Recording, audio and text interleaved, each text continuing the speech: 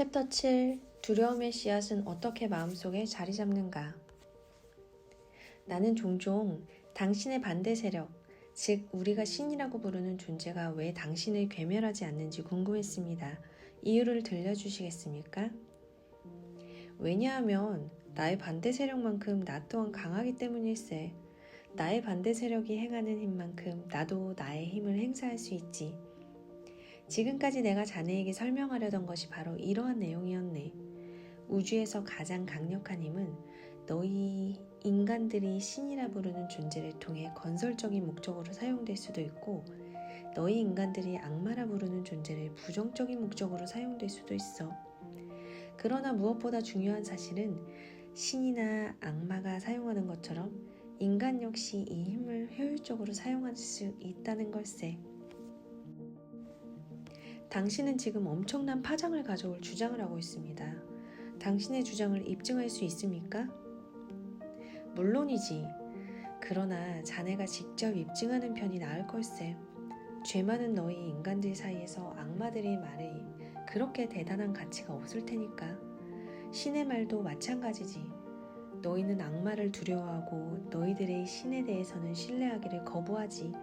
그러므로 우주의 힘이 제공하는 이로움을 너희 것으로 만들어 사용할 수 있는 유일한 방법은 인간들에게 부여된 자주적으로 생각하는 힘을 신뢰하고 그것을 활용할 수밖에 없네.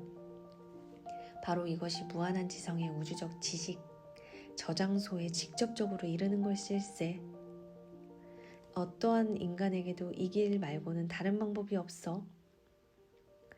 왜 지금까지 우리 인간은 무한한 지성에 더 빨리 다가갈 수 있는 그 길을 찾지 못했던 것입니까?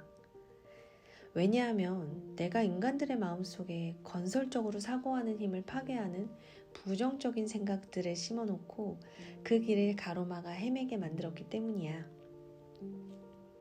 나는 탐욕, 헛된 욕심, 성욕, 시기, 증오 등을 통해서 인간들이 무한한 지성의 힘을 부정적인 결과를 얻는 데 사용하도록 유인했네.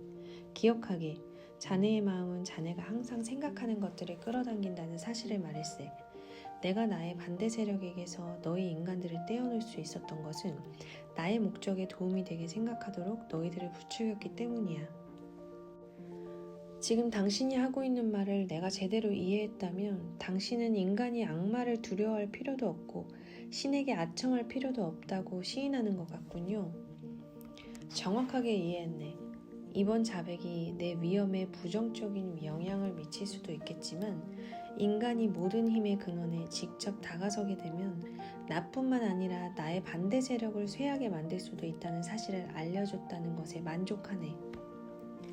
악마와의 인터뷰를 진행하는 동안 다른 주장에서와 마찬가지로 이 부분에서도 힐은 그의 논점을 명쾌하게 신학적으로 풀었다. 나폴레온 힐은 악마를 내세워 악을 상징하는 이 인물의 입에서 나오는 주장을 통해 그가 집대성한 성공 철학의 궁극적인 근원으로서 신, 즉 무한한 지성에 대한 자신의 생각과 느낌을 펼치고 있다. 다시 말해서 만일 당신이 부정적인 유인책이나 두려움으로도 인간을 지배할 수 없다면 모든 계획을 뒤엎고 곧장 신에게 다가가는 방법을 알려준다는 겁니까? 혹시 말입니다. 당신의 정치에도 관여합니까? 당신의 기술이 상당히 친근하게 느껴지는군요. 내가 정치에 관여하느냐고요? 내가 정치에 관여하지 않았다면 도대체 누가 경제 침체를 일으키고 인간들을 전쟁으로 내몰았다고 생각하나? 설마 나의 반대 세력이 그런 일을 했다고 생각하는 것은 아니겠지? 이미 말했다시피 나는 사회의 모든 계층과 협력을 맺고 있네. 교회를 장악해서 노골적으로 이용하는 건 어떻습니까? 자네는 내가 바보라고 생각하나? 만일 내가 교회를 대놓고 지배했다면 어느 누가 악마를 두려워하며 살았겠는가? 만일 두려움과 의심의 씨앗을 뿌려놓을 수 있는 단체가 없다면 내가 인간의 마음을 조종하는 동안 누가 사람들의 관심을 딴 곳으로 끄는 바람잡이 역할을 할 수 있겠나? 내가 사용하는 가장 교모한 수법은 나의 반대 세력 편에 있는 자들의 마음속에 지옥에 대한 두려움을 계속해서 타오르게 만드는 것이지. 인간들이 무언가를 계속해서 두려워하는 나는 영원히 이들을 지배할 수 있네. 이제 당신의 책략이 이해가 됩니다.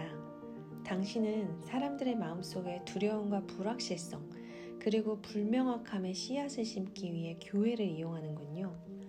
이러한 부정적인 마음 상태는 결국 사람들을 방황하는 습관을 형성하도록 이끌겠죠. 그리고 이 방황하는 습관은 최면 리듬의 법칙을 통해 확고해지겠고요. 그러면 당신의 희생양들은 스스로 무력해집니다. 맞습니까? 이렇게 되면 최면 리듬은 엄청난 도구가 되는 셈이겠군요. 진실을 말하자면 최면 리듬은 인간의 연구하고 이해해서 명확한 목표를 달성하기 위해 자발적으로 적용해야 하는 것일세. 명확한 목표를 달성하기 위해 최면 리듬의 영향력을 자발적으로 사용하지 않을 경우 최면 리듬의 자체가 큰 위험이 될 수도 있습니까? 물론이네. 그 이유는 최면 리듬이 자동적으로 작동화되기 때문일세.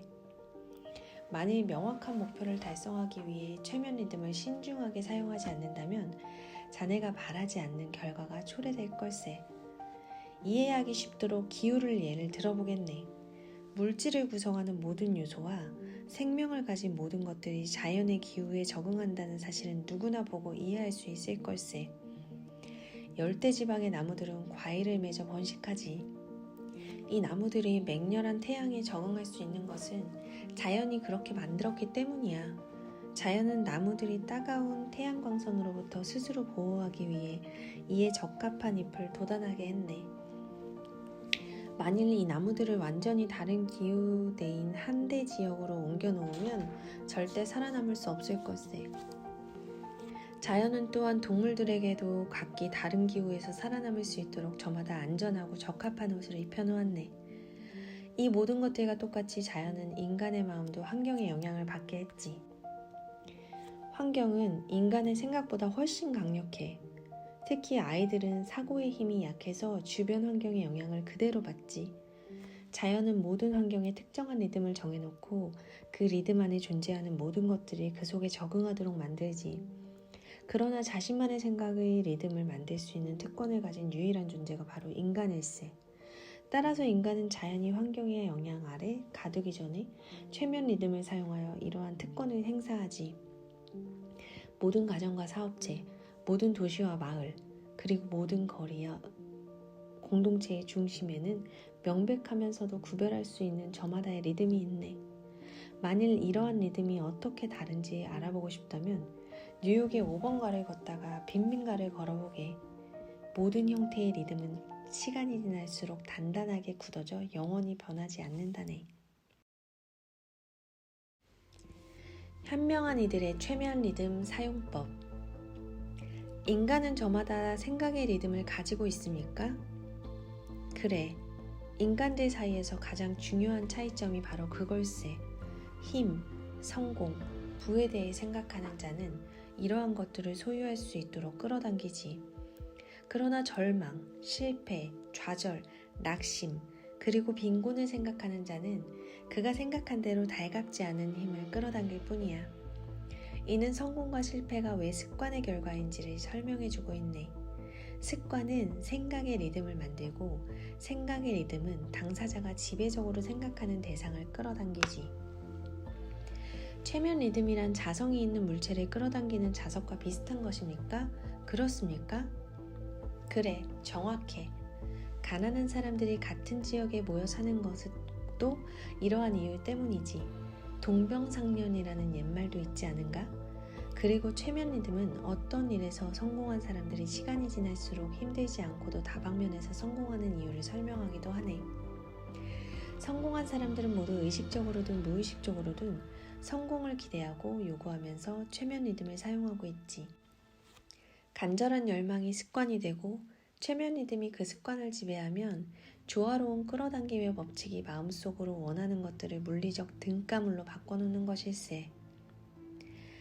바꿔 말해서 만일 내가 인생에서 무엇을 원하는지 알고 그것 이외의 다른 것들은 과감히 거부하며 내가 원하는 바를 이루기 위해 어떠한 삶의 대가를 치르든 기꺼이 받아들이겠다는 의지를 바탕으로 요구한다면 최면 리듬의 법칙이 자연적이며 논리적인 방법으로 나의 열망을 이룰 수 있는 물리적 등가물을 가져다 준다는 얘기군요. 맞습니까? 최면 리듬의 법칙이 작용되는 원리를 제대로 설명했네. 지금까지 과학은 인간이 유전과 환경의 영향을 받는다는 주장에 대해서 반박할 수 없는 증거들을 만들어 왔습니다. 인간은 수많은 조상들에게 신체적 기질을 이어받고 그러한 기질들이 결합된 형태로 이 땅에 태어납니다. 세상에 태어난 이후에는 자의식이 생길 나이가 되면서부터 인간을 지배하는 환경적 영향의 결과에 따라 저마다의 인격 형성이 되고 대부분은 지상에서 운명이 결정됩니다. 특히 이러한 환경적 영향은 유아기를 겪는 어린아이들에게 강력하게 작용됩니다. 유전과 환경이라는 이 두 가지 사실은 너무나도 탄탄한 논리로 확립되어 있기 때문에 아무리 총명한 사람이라도 이에 대해서 의문을 제기할 여지가 없습니다. 그런데 어떻게 최면 리듬이 우리가 세상에 태어나기 이전에 실제로 생존했던 수천 명의 조상들로부터 이어받은 신체 기질을 바꿀 수 있다는 말입니까? 어떻게 최면 리듬이 누군가의 환경적 영향을 바꿀 수 있다는 말입니까? 가난하고 무지하게 태어난 사람들은 일반적으로 평생 가난하고 무지한 삶을 살아갈 경향이 있습니다. 만일 최면 리듬이 사람의 신체적 기질과 환경을 바꿀 수 있다면 이러한 경우 최면 리듬은 무엇을 할 수 있습니까? 최면 리듬이 태어나면서부터 인간이 물려받은 신체적 기질을 바꿀 수 없어. 하지만 인간의 환경적 영향을 부분적으로 수정하거나 변경하고 조종해서 불변의 상태로는 만들 수 있네. 내가 당신의 말을 제대로 이해했다면 인간은 주어진 환경에 맞서서 자신이 원하는 환경을 만들어낼 수도 있고 어쩔 수 없이 원하지 않는 환경을 받아들이도록 강요받을 수도 있다는 말입니까? 그렇지. 그런데 인간이 받아들이고 싶지 않은 환경적 영향을 거부할 수 있는 방식과 방법은 따로 있네. 그리고 최면 리듬을 이용해서 부정적인 결과를 긍정적인 결과로 바꾸는 방법도 있지. 당신 말은 최면 리듬을 이용해서 인간을 파괴하는 것이 아니라 인간에게 도움을 줄 수 있는 확실한 방법이 존재한다는 겁니까? 내가 말한 의도를 제대로 이해했군. 믿기 어려운 이 놀라운 기술을 어떻게 터득할 수 있는지 설명해 주십시오. 실제로 인간들이 응용할 수 있는 가치 있는 설명이 되게 하려면 길어질 수밖에 없을 걸세. 왜냐하면 인생에서 자신이 원하는 것을 끌어당기기 위해 최면 리듬을 이용하는 사람들이 반드시 이해하고 적용해야 할 7가지 심리학적 원칙을 다뤄야 하기 때문이야. 그럼 7가지 원칙을 하나씩 나누어 자세하게 분석하고 각각에 대해서 실질적으로 적용할 수 있는 간단한 지침도 함께 설명해 주시기 바랍니다. 힐은 금방이라도 닥쳐올 파멸을 이야기하다가 이제는 성공을 갈구하는 사람들을 위한 생명줄을 드러내 보인다. 이 부분은 상당히 중요한 전환점이다. 앞으로 소개될 7가지 원칙은 분명 이 책을 읽는 당신의 호기심을 자극할 것이다.